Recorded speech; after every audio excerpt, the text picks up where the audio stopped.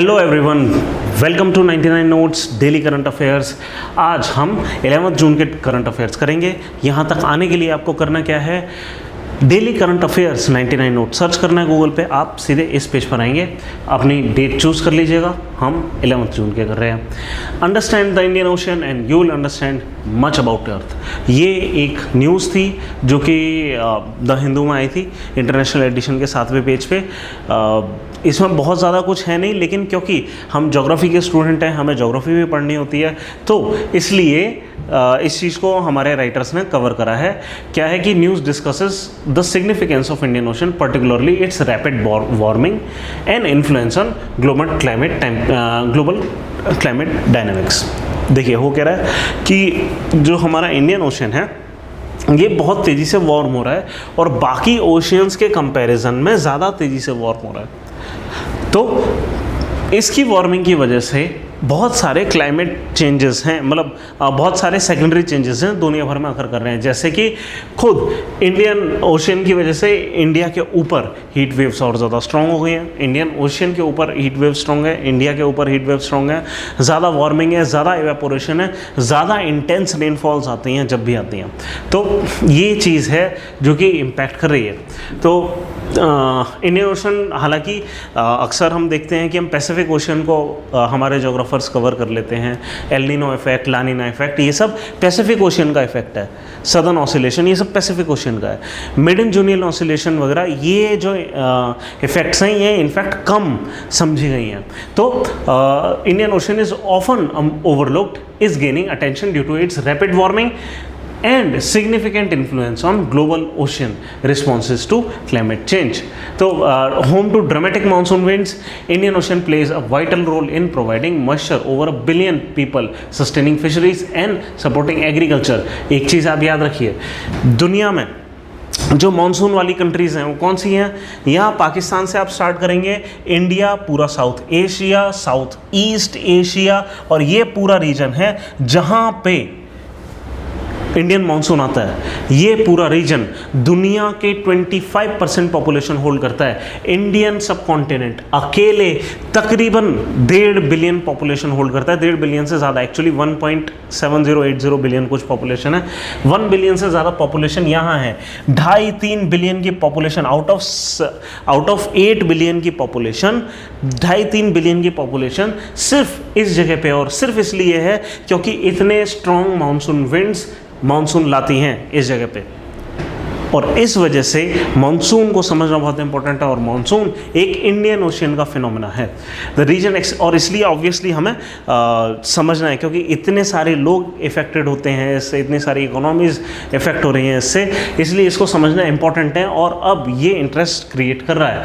The region experiences scorching heat and pre monsoon cyclones posing threat to coastal communities and ecosystem, unique oceanic configuration including connection with Pacific and Southern oceans impact the circulation, temperature, salinity, influencing global heat uptake. तो इसका connection Pacific ocean के साथ भी काफ़ी है क्योंकि ये मिला हुआ है पैसिफिक ओशियन से, और सदर्न ओशियन मतलब एंटार्क्टिका वाला ओशियन, इसके साथ इसका कनेक्शन है। आपको पता होना चाहिए कि इंडियन ओशियन में जो साइकिल्स चलती हैं, पानी किस तरीके से, मतलब ओशियनिक सर्कुलेशन किस तरीके से होता है, ये आपको पता होना चाहिए। यूपीएससी पॉइंट ऑफ व्यू से बहुत इंपॉर्टेंट है। ये मैंने ड्रॉ कर दी है इक्वेटर। अब इक्वेटर पे आप ये ध्यान रखिए, हमेशा जो ओशियनिक करंट्स हैं इक्वेटर के अलोंग दोनों साइड में फ्रॉम ईस्ट टू वेस्ट जाते हैं। ये ओशियनिक करंट एक सर्कुलेशन क्रिएट करते हैं around each ocean including Indian ocean. ठीक है, सदर्न हेमिस्फीयर में काउंटर साइक्लिक करंट्स होते हैं, नॉर्दर्न ओशियंस में साइक्लिक करंट्स होते हैं। और ये खाली इंडियन ओशियन का फिनोमेना नहीं है, ये सदर्न अटलांटिक ओशियन का भी फिनोमेना है, नॉर्दर्न अटलांटिक ओशियन का भी फिनोमेना है, और ये फिनोमेना पैसिफिक ओशियन में भी है। अब ये जो सर्कुलेशन है, यहाँ से कोल्ड पानी ऊपर की तरफ आता है और यहाँ से इक्वेटोरियल रीजन से वार्म वाटर्स साउथ की तरफ जाते हैं। तो अगर इंडियन ओशियन वार्म हो रहा है तो यहाँ से सर्कुलेशन के थ्रू सदर्न ओशियन भी वार्म होगा।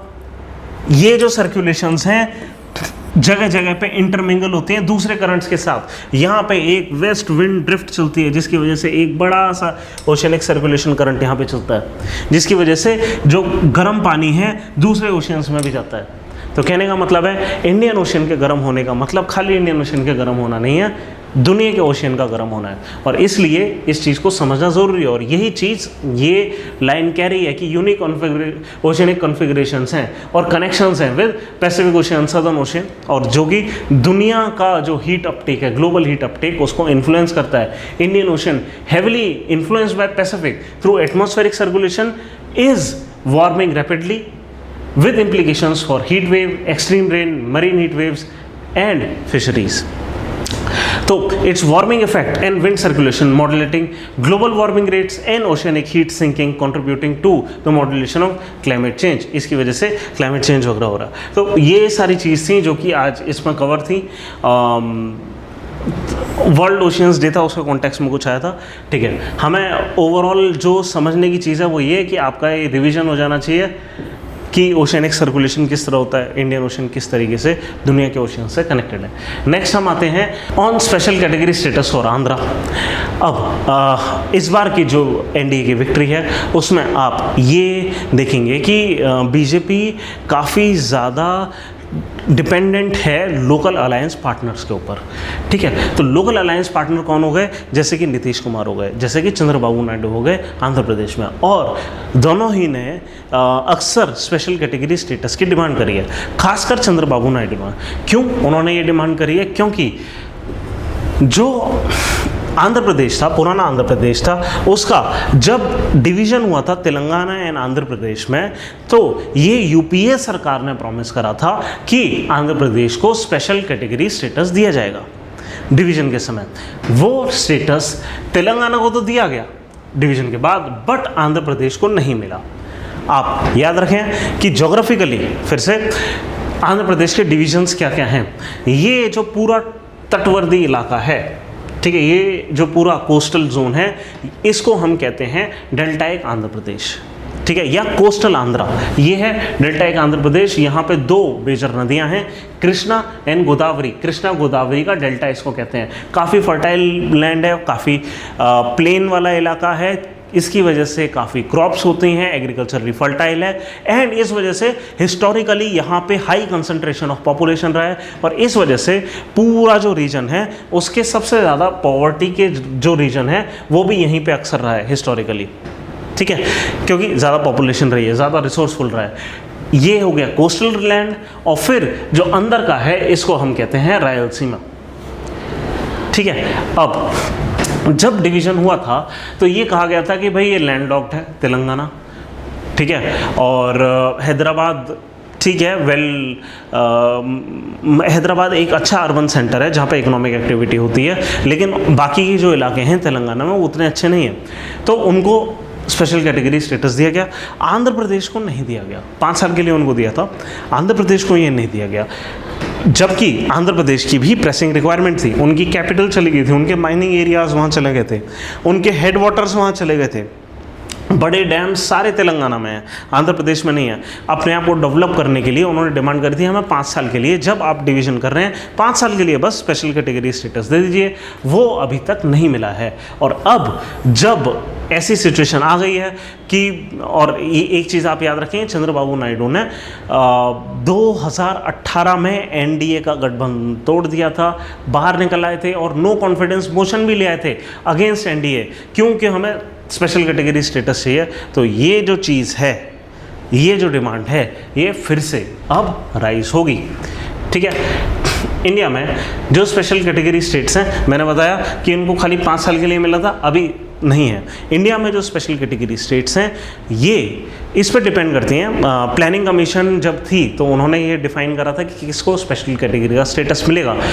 इसमें कुछ कंडीशंस डाले थे कि लो पॉपुलेशन डेंसिटी हो, डिफ़िकल्ट टेरेन हो, बॉर्डर के एरियाज़ हों, हिली ट्रैक्स हों, ये सब। तो इस कंडीशन को जो फुलफिल कर रही हैं वो कुछ ही स्टेट्स करती हैं। कौन सी? ऑल द 7 सिस्टर्स, ठीक है, यानी कि अरुणाचल प्रदेश, आसाम, मेघालय, मिजोरम, मणिपुर, नागालैंड, त्रिपुरा, ठीक है, ये सारी जो चीज़ें हैं, ये जो स्टेट्स हैं इनको स्पेशल कैटेगरी स्टेटस मिला है, फिर सिक्किम को मिला है, और यहाँ पे जम्मू कश्मीर, हिमाचल एंड उत्तराखंड को मिला हुआ है। ठीक है, अब ऑब्वियसली यहाँ पे डिवीजन हो गया है, तो लद्दाख एक बन गया है। इसके ऊपर अभी क्लैरिटी नहीं है कि लद्दाख को कितना स्पेशल कैटेगरी स्टेटस के हिसाब से मिलता है। तो ये हमारी स्पेशल कैटेगरी स्टेट्स थी। क्या क्राइटेरिया? हिली टेरेन हो, लो डेंसिटी ऑफ पॉपुलेशन हो, लोकेशन अलॉन्ग बॉर्डर्स हो, इकोनॉमिक बैकवर्डनेस हो। अगर ये कंडीशन फुलफिल हो रही है तो स्पेशल कैटेगरी स्टेटस दे दिया जाएगा। अब इससे फ़ायदा क्या है? जब भी स्पेशल कैटेगरी स्टेटस किसी स्टेट को मिलता है तो सेंट्रल पूल ऑफ टैक्सेस जो हैं, जो भी सेंटर टैक्स कलेक्ट करती है, उसका एक शेयर है जो स्टेट्स में बांट दिया जाता है। फिलहाल तकरीबन 42% बांटा जाता है। ठीक है, ये हमारी 15th फाइनेंस कमीशन थी, उसने कहा था 42% बांट दीजिए। 14th फाइनेंस कमीशन में भी यही बोला गया था। तो उस तब से हम बांटते आ रहे हैं 42%। सेंटर जितना भी टैक्स कलेक्ट करेगी, सेस वगैरह नहीं, सेस और सरचार्ज नहीं, सिर्फ और सिर्फ टैक्स जो पैसा आया है वो पैसा अराउंड 42% बांट दिया जाता है। ठीक है, अब इसके अलावा भी सेंटर कुछ और चीज़ें देता है, और वो किन स्टेट्स को देता है? जनरली स्पेशल कैटेगरी स्टेट्स को। इनको थोड़ा सा ज़्यादा चीज़ें मिलती हैं। कैसे मिलती हैं? जैसे मान लीजिए मनरेगा का प्रोग्राम है, सेंटर उसमें 60% खर्च करेगा, स्टेट उसमें 40% खर्च करेगा। लेकिन जब स्पेशल कैटेगरी स्टेट्स की बात आएगी तो सेंटर 90% खर्च करेगा, स्टेट्स को खाली 10% खर्च करना है। ठीक है, तो अक्सर ऐसा होता है कि कई किस्म के कंसेशंस एंड ग्रांट्स मिलते हैं स्पेशल कैटेगरी के स्टेट्स को। सेंटर का ये कहना था कि अब हम स्पेशल कैटेगरी स्टेट्स नहीं बनाएंगे। क्यों? ये प्लानिंग कमीशन के ज़माने की चीज़ थी। हमने पहले तो प्लानिंग कमीशन ख़त्म कर दिया, नीति आयोग ले आए। दूसरा कि पहले जो सेंट्रल पूल ऑफ टैक्स था उसका 32% स्टेट्स में बढ़ता था, अब वो 42% बांट रहे हैं। तो और ज़्यादा पैसा देने की ज़रूरत नहीं है, स्पेशल कैटेगरी स्टेटस देने की ज़रूरत नहीं है। और जो चीज़ साफ साफ बोली नहीं गई है और जो हमें दिखता भी है क्या, कि ये कैटेगरीज अलग हैं, ये वाकई में बड़ा इकोनॉमिक बैकवर्डनेस है। आंध्र प्रदेश उतना बैकवर्ड इलाका नहीं है जिसको कि स्पेशल कैटेगरी स्टेटस दे दिया जाए। अगर स्पेशल कैटेगरी स्टेटस दिया जाता है तो एक पेंडोरास बॉक्स खुल जाएगा, फिर बिहार भी कहेगा हमें दे दो, यूपी भी हो सकता है अपोजिशन पार्टीज बोलना शुरू कर दें दे दो। ठीक है, ऐसे तो फिर हर कोई मांग करेगा। ठीक है, और ऐसा अगर हर किसी को ही स्पेशल कैटेगरी स्टेटस दे दिया तो स्पेशल कैटेगरी स्टेटस का मतलब क्या है? कोई मतलब ही नहीं। तो ये चीज़ है जो कि एक रिफ्ट क्रिएट कर सकती है आने वाले दिनों में। तो Andhra Pradesh reorganisation act 2014 led to bifurcation of unified Andhra Pradesh into 2 states without specifying a special category status for Andhra Pradesh. The issue gain attention after 2024 Lok Sabha elections sparking renewed debate. ठीक है, बस हिस्ट्री क्या है कि प्रधानमंत्री मनमोहन सिंह ने ये आंध्र प्रदेश को प्रॉमिस करा था कि उनको बाइफरकेशन के बाद स्पेशल कैटेगरी स्टेट का स्टेटस मिलेगा, वो नहीं दिया गया। एक पॉलिटिकल टर्मोइल छोड़ के चले गए। Qualification of special category state हम देख चुके हैं क्या क्या है, और इसमें स्पेशल पैकेज ऑफर। हाँ, इन लिeu of special category status union government offered Andhra Pradesh a special package accepted by the then chief minister Chandrababu Naidu. The special package included recognition of Polavaram irrigation project as national project with full funding, tax concession and special assistance. Naidu's acceptance of SP faced criticism। जो उन्होंने special category का जो special package जो था, ये जब उन्होंने accept करा था तो उनको क्रिटिसिज्म फेस करना पड़ा था अपोजिशन पार्टी से कि आपने स्पेशल कैटेगरी स्टेटस की जगह ये कैसे एक्सेप्ट कर लिया, with opponents labelling it as betrayal. ठीक है, अब और इस चेंजिंग पॉलिटिकल डायनेमिक्स में नायडू जी ने एनडीए अलायंस से विड्रॉ कर लिया था और एक नो कॉन्फिडेंस मोशन भी चला दिया था, सरकार को हटा दो। वो बात अलग है कि फेल हो गए थे। Critics accuse Naidu of succumbing to political pressure, termed his shift from special category status to special package as betrayal. ठीक है, तो बस यही है हमारी कुछ रिकंसिडरेशन है। 15th फाइनेंस कमीशन ने ये clarified that 14th finance commission couldn't rule out special category status, leaving the decision to the union government. Instead of special category status, 14th finance commission increased tax devolution।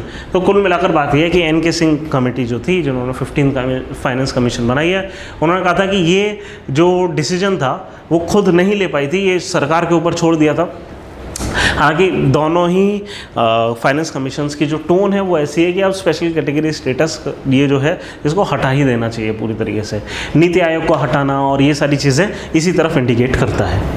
चलिए, India Maldives relation navigating strategic shift under president Muizzu's leadership. अब आपको याद होगा Meizu जो president है वो वही हैं जिन्होंने ये नारा दिया था कि इंडियंस नहीं रहेंगे, इंडिया आउट, इंडियंस बाहर, ठीक है। और इंडिया की हमेशा मालदीव्स में मिलिट्री प्रेजेंस रही है।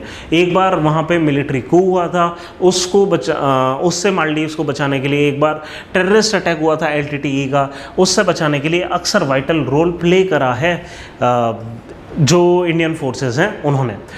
अब मालदीव्स ने ये बोला था पिछले इलेक्शन में जब इन्होंने इंडिया आउट का नारा दिया था कि इन्होंने ये कहा था कि हम इसको मतलब जो इंडियन ट्रूप्स हैं उनको हटा देंगे, और इस साल ऐसा हुआ भी। अराउंड 89 इंडियन सोल्जर्स थे जो कि वहाँ पे स्टेशन थे, उनको हटाया गया और बाद में कंफर्मेशन भी हमें मिली दोनों तरफ से, इंडिया और मालदीव्स की तरफ से, कि हाँ हटा लिया गया, इंडियन सोल्जर्स बाहर आ गए। और उसके बाद प्रधानमंत्री मोदी लक्षद्वीप की यात्रा पे गए थे और उसके बाद ये ट्रेंड काफ़ी हुआ था सोशल मीडिया पे कि किसी को मालदीव्स में घूमने नहीं जाना चाहिए, इंस्टेड लक्षद्वीप में जाना चाहिए। तो इंडिया आउट कैंडिडेट जो है ये मिजू क्या है कि ये अब इंडिया आए हैं प्रधानमंत्री नरेंद्र मोदी के ओथ टेकिंग सेरेमनी में, ठीक है। ये ऑब्वियसली एक बहुत ही इम्पोर्टेंट मूव है कि Muizzu rose to power on November 17 last year, advocating India out in this campaign. This movement, initiated by the Maldives opposition in 2020, protested against the then President Ibrahim Solih, received pro-India policies and alleged Indian military presence, which both Solih and India denied. ठीक है, तो ये चीज़ थी।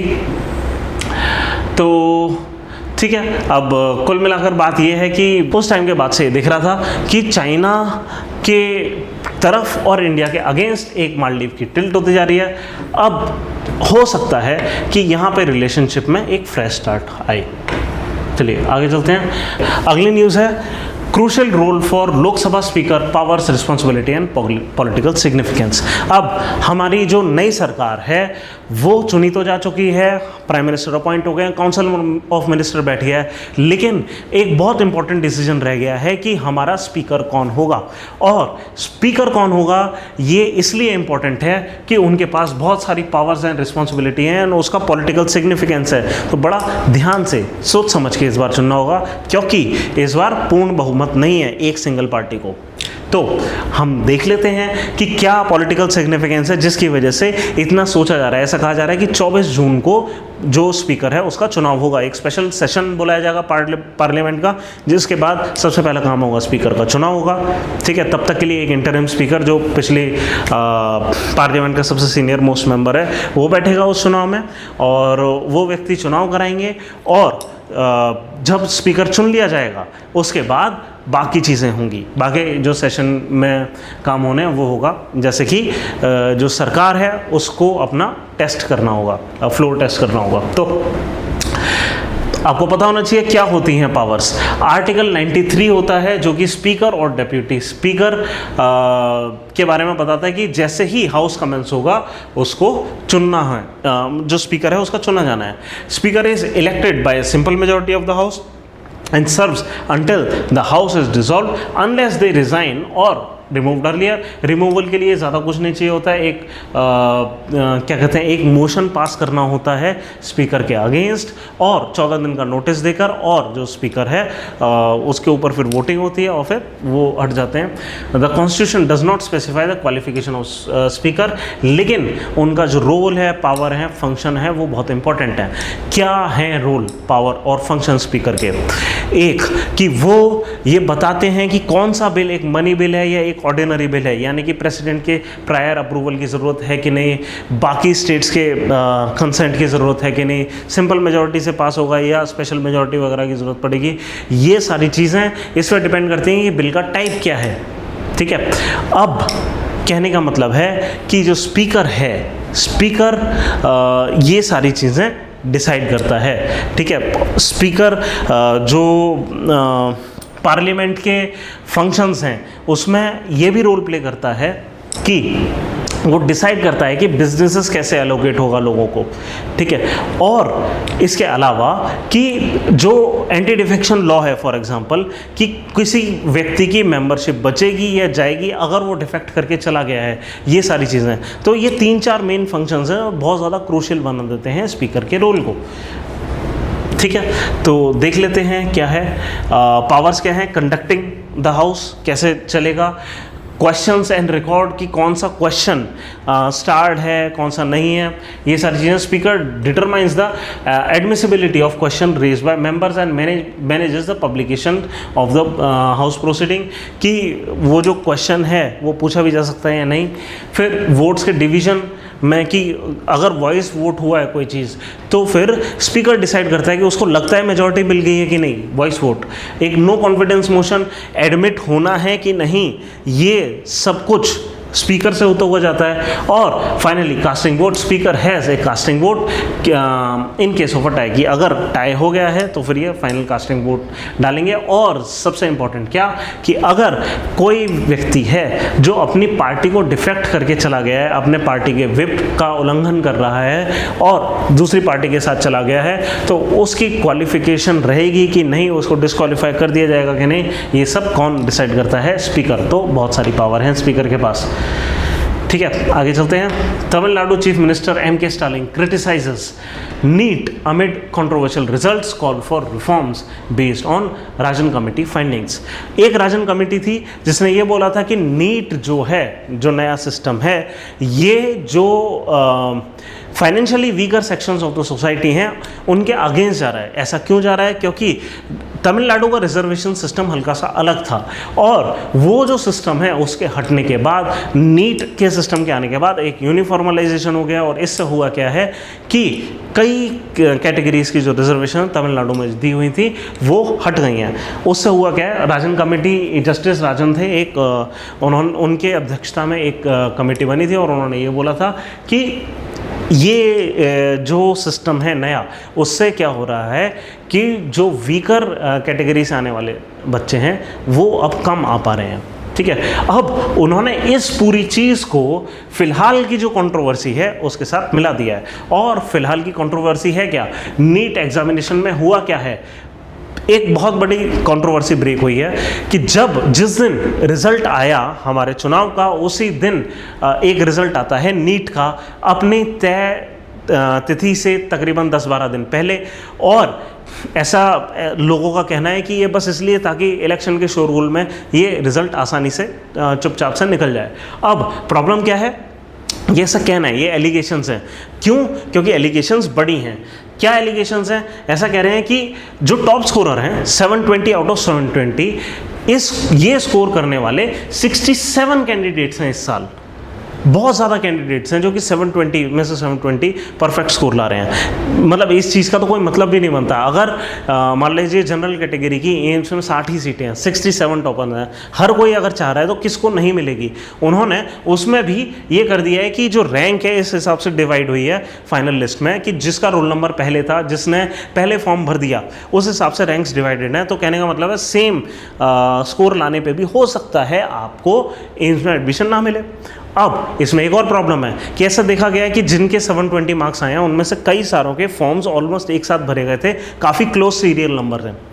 तो और plus क्या है कि इनमें से हो सकता है कुछ लोगों को ग्रेस मार्क मिले हो। ग्रेस मार्क का क्या फंडा है, तकरीबन 1500 कैंडिडेट्स को ग्रेस मार्क मिले हैं due to loss of time. ऐसा NTA ने बोला है, नेशनल टेस्टिंग एजेंसी जो कि नीट कराती है। उन्होंने कहा है कि लॉस ऑफ टाइम की वजह से 44 टॉप स्कोरर्स को ये ग्रेस मार्क मिले हैं।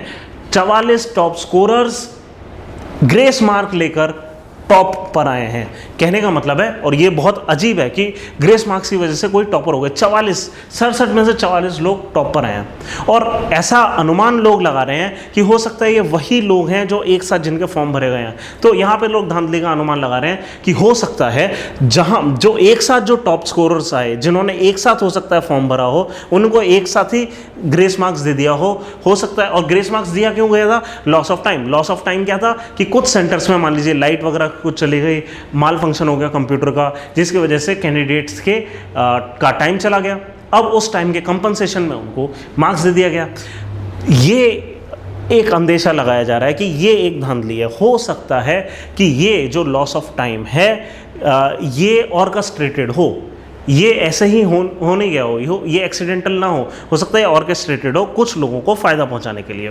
तो ये एक पूरी प्रॉब्लम है जो लोगों की है। और दूसरा, Review and legal action. National Testing Agency and Education Ministry have set up a committee to review the result.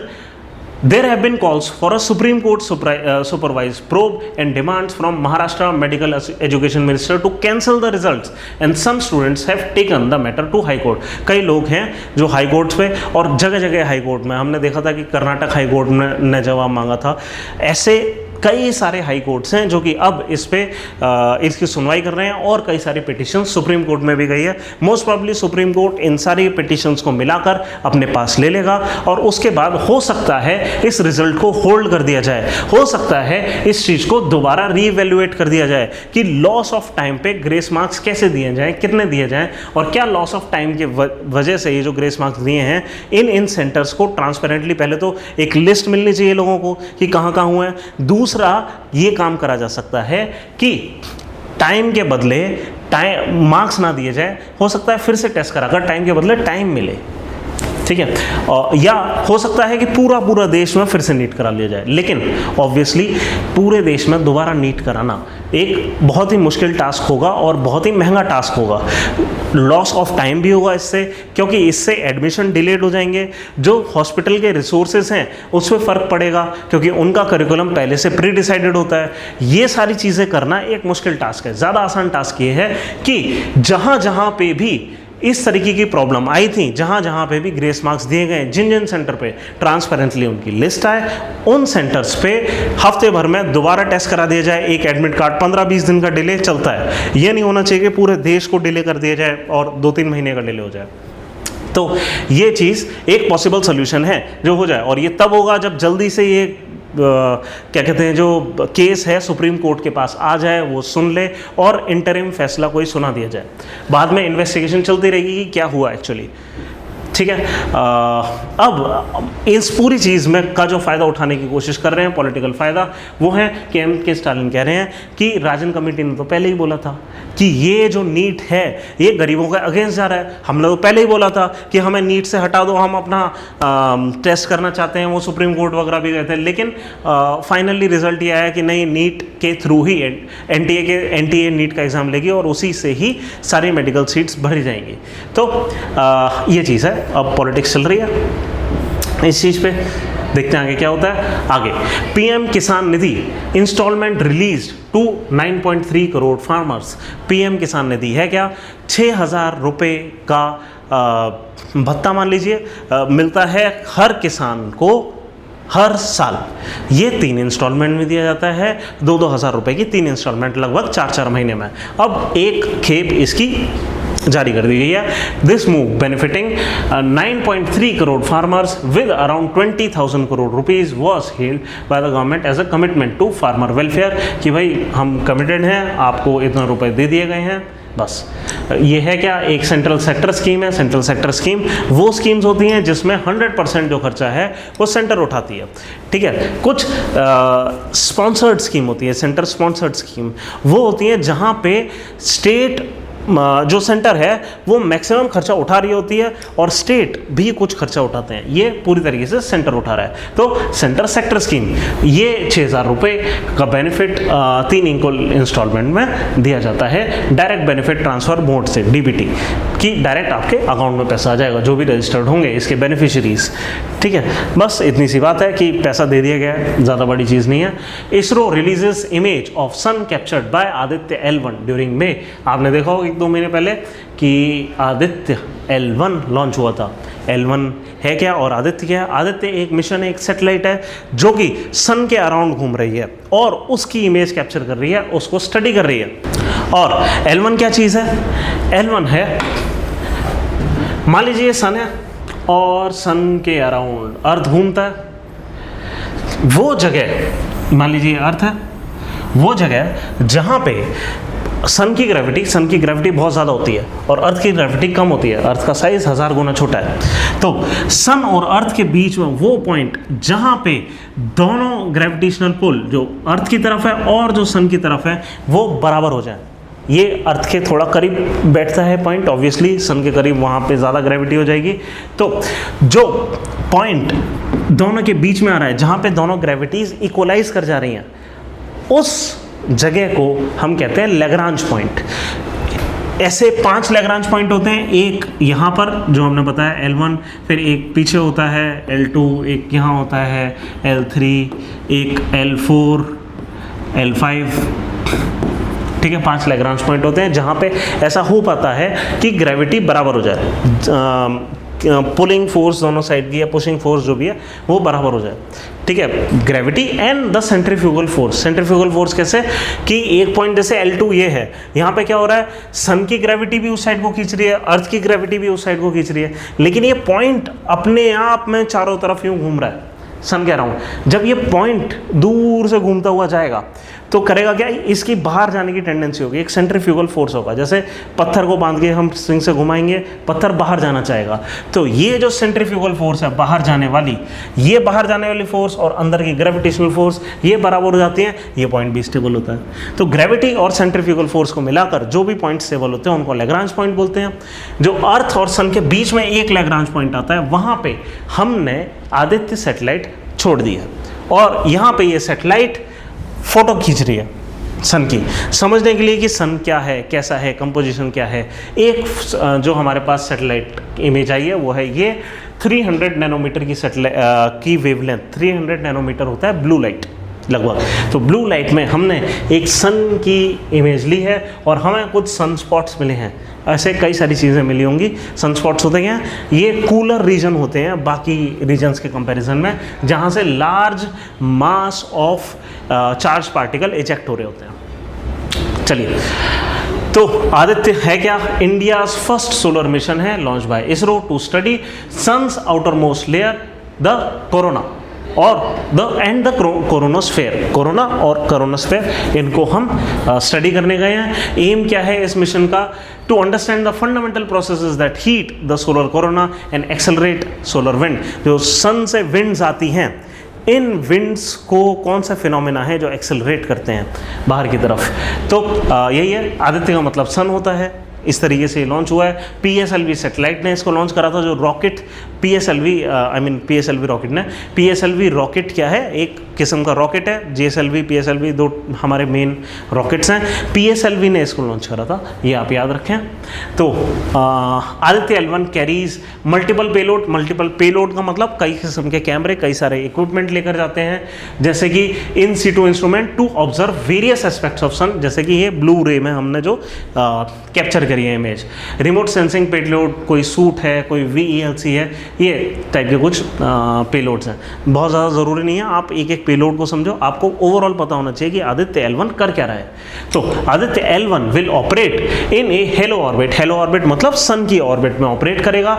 And sun Lagrange point, sun earth Lagrange point L1, sun और अर्थ के बीच में जो लैग्रांज पॉइंट L1 आता है वहाँ से।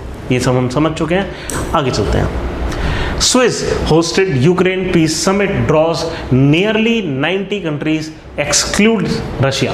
तो Swiss जो यूक्रेन पीस टॉक्स हैं कुछ, ठीक है, जो स्विट्ज़रलैंड ने होस्ट करी हैं, वहाँ पे 90 कंट्रीज़ आई हैं, लेकिन यूक्रेन नहीं, यूक्रेन के लिए यूक्रेन पीस टॉक्स हैं, लेकिन कौन नहीं आया है यहाँ पे, रशिया। जब वॉर रशिया और यूक्रेन के बीच में और एक पार्टी को आप इनवाइट नहीं करेंगे तो ये कैसी पीस टॉक हुई।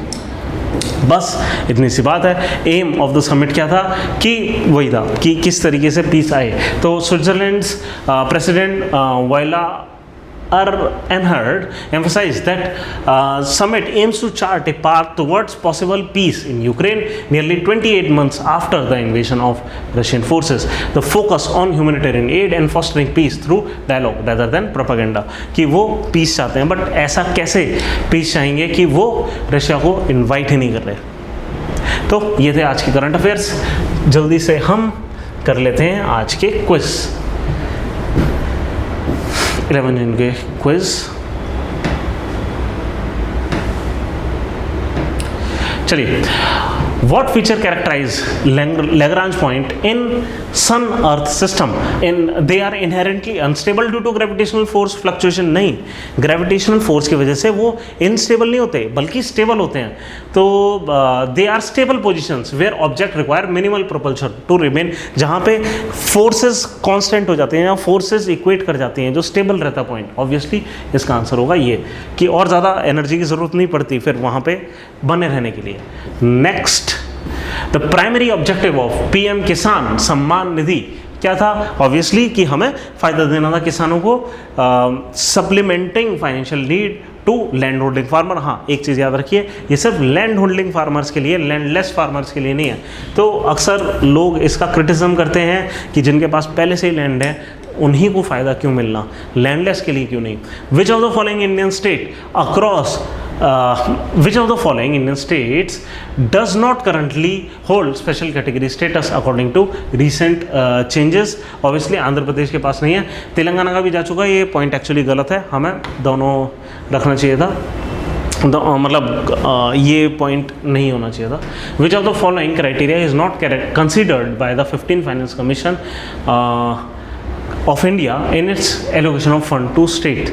अच्छा, जो हमने ये देखा कि 42% जो सेंटर का फंड है वो स्टेट को मिलता है. टैक्सेस जो हैं सेंटर के 42% स्टेट को मिलते हैं. अब ये किस तरह डिवाइड होंगे, ये इस पर डिपेंड करता है कि किसके पास कितनी पॉपुलेशन है, किसके पास कितना डेमोग्राफिक पॉपुलेशन डेंसिटी हो गया, एक डेमोग्राफिक ट्रांजिशन जिसने करा है, फॉरेस्ट कवर कितना है, टैक्स एफर्ट कितना है, और कितना टैक्स डिस्टेंस है, कितना उनकी फाइनेंसेस में कमी है. इस कमी को पूरा करने के लिए ही सेंटर एक्चुअली ये टैक्स देती है नीचे. क्यों देती है? क्योंकि जब हमारा कॉन्स्टिट्यूशन बना, सेंटर को ज़्यादा पावरफुल बनाया गया, स्टेट को कम पावरफुल बनाया गया, स्टेट के पास कम टैक्सेस आए. और ये जो गैप है, जो टैक्स नहीं आ पाते हैं लेकिन उनके पास रिस्पॉन्सिबिलिटीज़ हैं, इसको फिल करने के लिए ही ये टैक्स डिवॉल्व करा जाता है, टैक्स रिवोल्यूशन होता है. ठीक है, तो ये सारे हैं. लेकिन कहीं पे भी इंडस्ट्रियल आउटपुट पर कैपिटा ये कोई क्राइटेरिया नहीं है जिसके बेसिस पे ये पैसा बढ़ता है. तो आंसर है ये. चलिए, which of the following factors is most dominant to the acceleration of ocean warming. Ocean warming किस वजह से एक्सेलरेट हो रही है? तो increase solar radiation absorption due to decrease cloud cover. या क्लाउड कवर डिक्रीज हो रहा है? ऑब्वियसली क्लाउड कवर अगर डिक्रीज होगा उससे टेम्परेचर बढ़ेगा. लेकिन क्या है कि जब वार्म होता है ओशियन तो और ज़्यादा एवापोरेशन होता है और क्लाउड कवर बढ़ जाता है. तो एक डाउटफुल है ये स्टेटमेंट. दूसरी स्टेटमेंट्स पहले देखते हैं. कुछ आंसर्स इसी तरह एलिमिनेशन से करने होते हैं. Enhanced oceanic carbon sequestration from intensified phytoplankton growth, amplified heat retention through reduced oceanic mixing caused by declining Arctic sea ice, strengthening thermocline circulation resulting from meltwater influx. तो इसको करके देख लेते हैं. हाँ, ऑब्वियसली कि amplified heat retention through reduced oceanic mixing. कि हमने एक चीज़ देखी थी कि जो ओशियनिक मिक्सिंग है वो इस वजह से अक्सर रिड्यूस हो जाती है कि अगर जो सर्कुलेशन है उसका फ्लो स्टॉप हो जाता है. ठीक है, यहाँ पे चलिए, ये थे आज के करंट अफेयर्स. हम मिलते हैं कल.